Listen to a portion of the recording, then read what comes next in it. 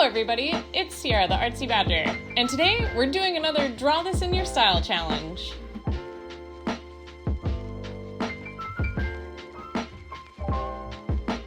I'm honestly surprised it's taken me this long to do another Draw This in Your Style challenge.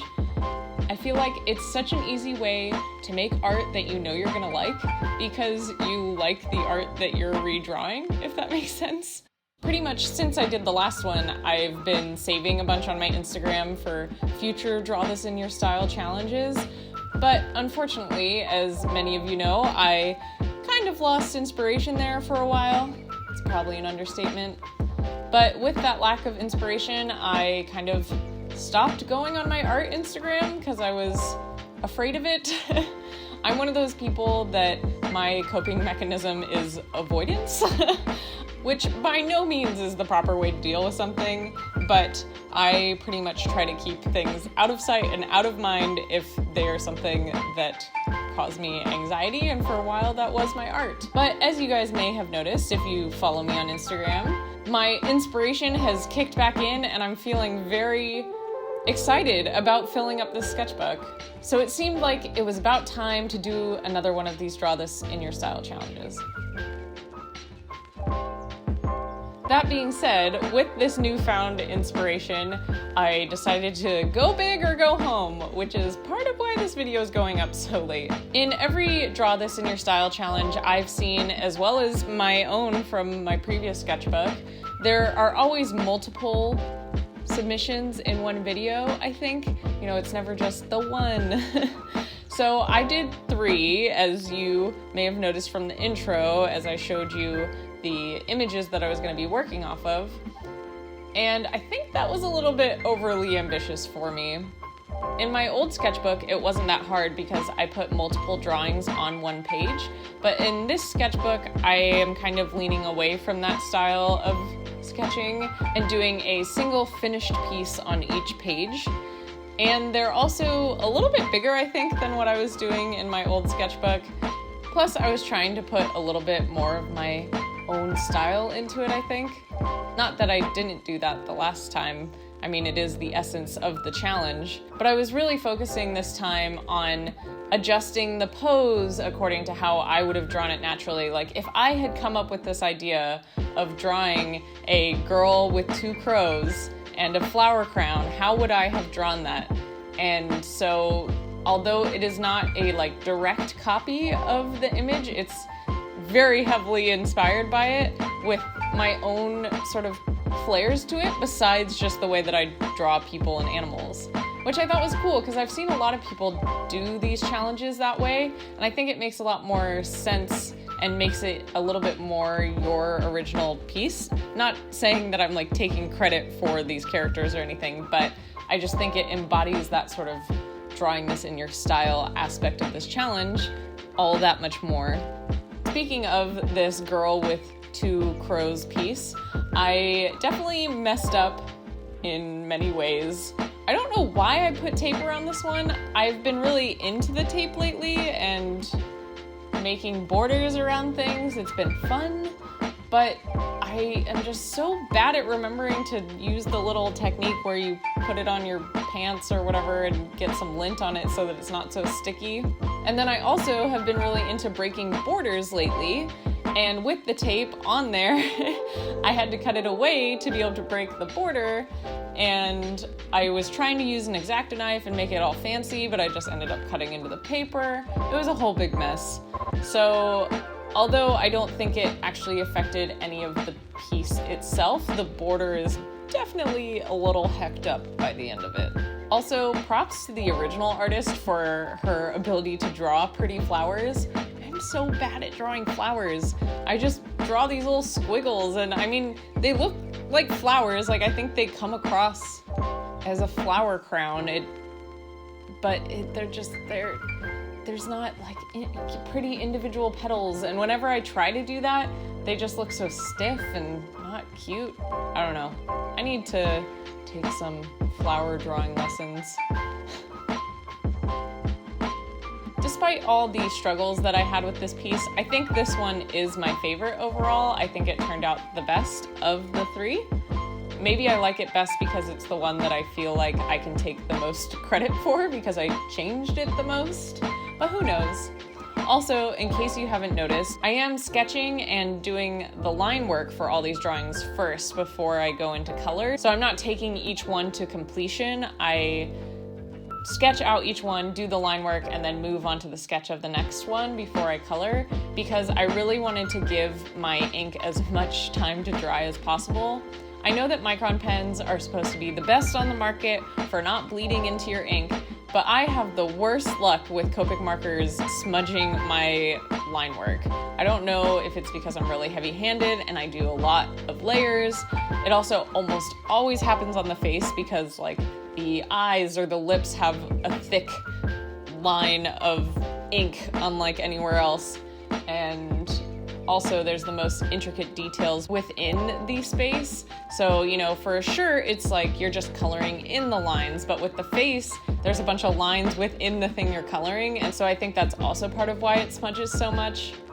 Anyway, I was not taking any chances with this. In fact, this entire video took me 3 days to film, not including my voiceover and editing, because I ultimately was racing the sun every day after work, and I wanted to let this ink dry, so I did wait overnight. I was hoping I would knock out all the coloring in one day, but I did like 1.5 pieces of coloring in one day.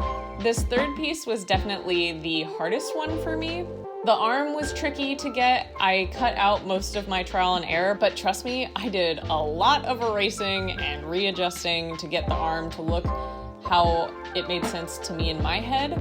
At first I was trying to just copy the original artist's, where her second half of the arm is to the left of the main part of the arm, if that makes sense. But it just never looked right to me that way, so ultimately I put just a little bit peeking out, but to the right side of the main part of the arm. That sounded very complicated.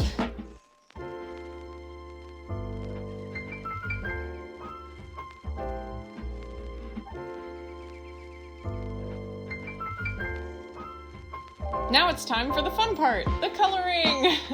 I think as far as colors go, this first one is definitely the worst. And maybe that's because it was the first one I was doing and I wasn't totally warmed up for coloring yet. But I think also part of it was sort of my lack of diversity in the pink department, as well as the blue department, surprisingly. At least in the same sort of families. I had a lot of bright blues, but I wanted to use mostly dull blues.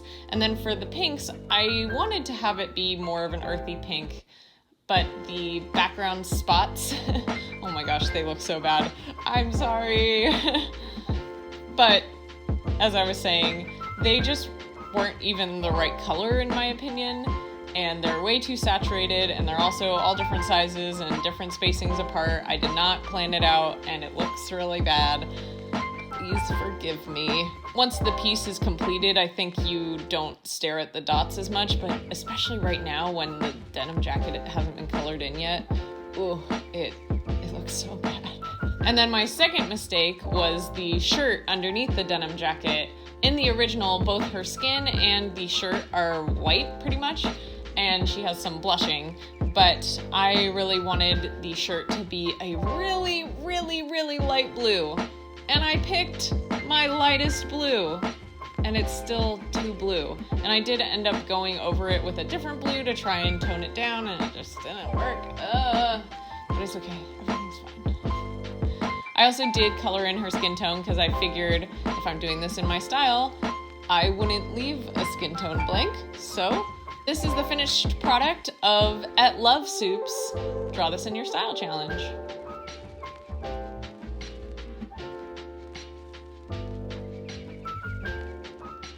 Now this second one was the one I was the most nervous about. I was so nervous picking colors for this one. I was so worried that the crows and her hair and her shirt would all just end up blending into one big blob of dark. But I think I pulled it off. You can't see it right now, but I colored in the crows with more of a like purple dark cool hue, and then I colored in her hair with more of a blue cool hue, and then I colored in her shirt with a very neutral dark color, pretty much just grays, I guess, but they don't really have any color to them, is my point. And so I think the contrast actually ended up being somewhat successful, and I'm really proud of that, and I think that's part of why I like this one so much. I also think that the flower color turned out really well. In the original, the pink is a bit brighter, but I'm just honestly not the biggest fan of pink, so I wanted to make it a little bit more my style. I would make it a lot more earthy if I was appealing to my own pink-hating sensibilities, which is kind of ironic because the piece before this is very pink, but it, you know, you can love it and you can hate it, right? I'm also noticing that the originals of the first two Draw This in Your Style challenges that I am drawing are very similar. Both the girls don't really have a skin tone, they just have blush. They both have a similar hairstyle and similar, like, composition. Both of them did circle compositions. I changed the second one to be more of a rectangular composition, but that's besides the point. As I was drawing them, I started to realize how truly similar they were. I guess I have a style that I enjoy, but I don't create in that style, which is also kind of interesting.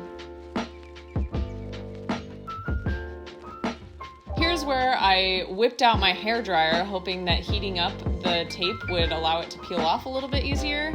It helped a little, maybe, but I just really kind of screwed myself over with that one. Luckily, it doesn't take away too much from the final product, which is right here. This is my finished drawing for at Zapatrix. Zapatrix? However you pronounce her username, Zapatrix, is Draw This in Your Style challenge. Now, last but definitely not least, is at Sarah Faber's Draw This in Your Style challenge. This was the one I was definitely the most excited for because I think the color palette is the most similar to mine. I've been really into the golden yellows and warm oranges and reds lately. I used to be so into the like purples and blues, but something about this new sketchbook is just making me really love those oranges. You can kind of see that in my first two drawings in this sketchbook, which you can see on my Instagram. And it was also one that I was pretty nervous about, especially the hair. I was really worried about rendering it and not making it look like hair, making it look just like a big brown blob behind her. But I think I did okay. It like has some shine to it, but it's not too like gaudy anime shine. Maybe that's offensive. But you know, sometimes the shines are just a little too intense in cartoon styles where it's like literally white. But I think this looks kind of natural. I'm patting myself on the back for this one. And the blending and the ribbon and the shirt, I was really happy with how that turned out too. I just took the darkest color and put it where all the folds would be, as well as wherever like the arm would be overlapping with it, that kind of a thing. And then I took two progressively lighter colors and came in from there, ending with my lightest color. Give it some sense of dimension, and I finished it with an almost deeper like sand gold yellow to really deepen up those shadows to give it that sort of ribbon feel. Okay, the skin tone. Woo! I was really nervous about this. I have a very limited selection of browns, let alone skin tone browns. So I did a lot of layering to achieve a sort of lifelike skin brown. I also really wanted to maintain the blush effect that is both in the original as well as something that I keep in my own personal style. I've been really into the super blush lately. I feel like everyone's been into that right now. I'm just a sheep following the trends. At first, I thought that her skin was going to be way too dark and blend in with her hair, but once I finished coloring in all of her, it became very clear that her skin tone was just right.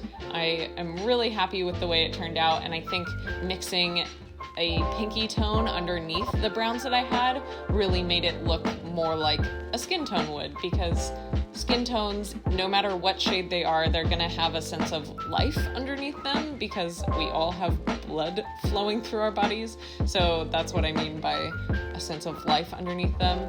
You know, a corpse is going to be dead and cold and blue, while someone that's alive is going to be like pinky and red. Anyway, that kind of took a dark turn. So that's the finished product for Sarah Faber's Draw This in Your Style challenge. So here's a quick glance back at my 3 Draw This in Your Style challenges. I hope you guys enjoyed. Let me know if you follow any of these artists and if you've submitted any drawings to their Draw This in Your Style challenge. As always, thank you so much for watching, and I'll see you next week.